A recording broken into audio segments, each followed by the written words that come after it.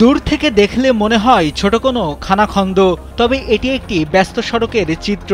সড়কের কোথাও বড় বড় গর্ত, আবার কোথাও ইটের খোয়া পর্যন্ত দেখা যাচ্ছে। এমন পরিস্থিতিতে রাস্তাটিতে চলাচল করা প্রায় অসম্ভব হয়ে পড়েছে। জানা গেছে, দীর্ঘদিন ভাঙাচোরা থাকার পর গেল বছর সড়কটি নতুন করে নির্মাণের কাজ পায় ঠিকাদারি প্রতিষ্ঠান এমএ ইঞ্জিনিয়ারিং। চুক্তি অনুযায়ী সড়কটির কাজ গেল বছর ৩০ জুন শুরু করে চলতি বছরের ২৯ নভেম্বর শেষ করার কথা। তবে এখন পর্যন্ত ১০% কাজও হয়নি। উল্টো সড়কের দুই পাশে খোঁড়াখুঁড়িতে ভোগান্তিতে স্থানীয়রা। নির্মজাদার গোলমার্ক পপস, কুড়মুড়ে বাইতে ফুরফুরে লাইফ। আমরা তো চলাচল হইতে কষ্ট হয়, আমরা বাড়ি হয়ে যাই না এইরকম রাস্তা, আমরা যাত্রীরও সমস্যা, গাড়িরও সমস্যা, সব কিছু সমস্যা। এখানে তো ভাঙা আছে, সামনে কিন্তু আরো বেশি ভাঙা আছে, মানে বিদ্যুৎ কেন্দ্রের সামনে। ওইখানে যে ভাঙাটা, ওইখানে মনে করেন গাড়ি প্রতিনিয়ত প্রতিদিন একটা করে উল্টে। এই রাস্তা ষষ্ঠ বছরকে আওয়ামী সরকার থাকতে কোনো কাজ হয় নাই।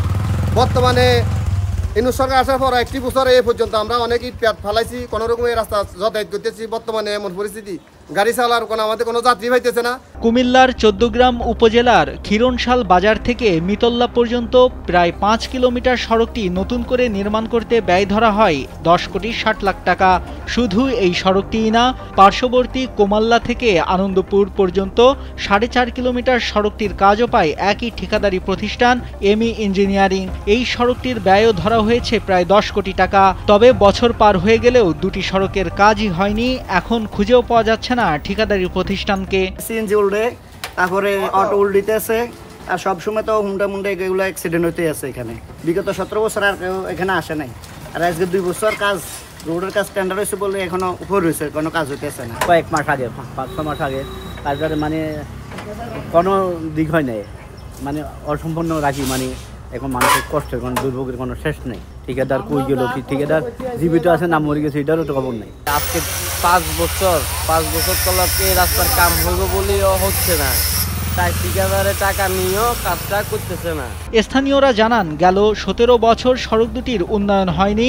কাজ শুরু হলে সবাই খুশি হয়েছিল, কিন্তু কাজ শুরুর কিছুদিন পর ঠিকাদার পালিয়ে যাওয়ায় ভোগান্তি বেড়েছে দ্বিগুণ। জরুরি রোগী নিয়ে যাতায়াত করা যায় না, সিএনজিতে যাত্রীরাও উঠতে চায় না, অনেক সময় গাড়ি উল্টে যায়। 1 বছরের মধ্যে রোডটা কাজ জরুরি করে এখনো ধরে নাই। আমাদের গাড়ি চালাতে অনেক অসুবিধা হইতেছে। একটা ইমার্জেন্সি রুগী আনতে হলে আমাদের অনেক সময় লাগে। হাসপাতালে এখানে আপ-ডাউনে আমাদের 1 ঘন্টার উপরে প্রায় লাগে যায়। আজকে গাড়ি এটা ভাঙ্গের, কাল্লা হিটা ভাঙ্গের, রাস্তাঘাটে গাড়ি উঠেছে।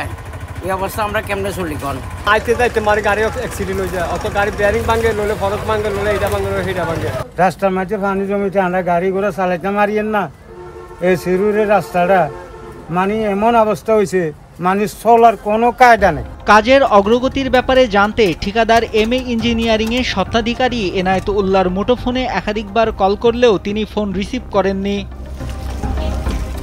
এ ব্যাপারে স্থানীয় সরকার প্রকৌশল অধিদপ্তর এলজিইডি ১৪গ্রাম উপজেলা নির্বাহী প্রকৌশলী মোহাম্মদ নুরুজ্জামান জানান, সড়ক দুইটির সংস্কারের জন্য সরকারের পক্ষ থেকে প্রাথমিক খরচ না পাওয়ায় ঠিকাদার কাজ করতে পারছে না।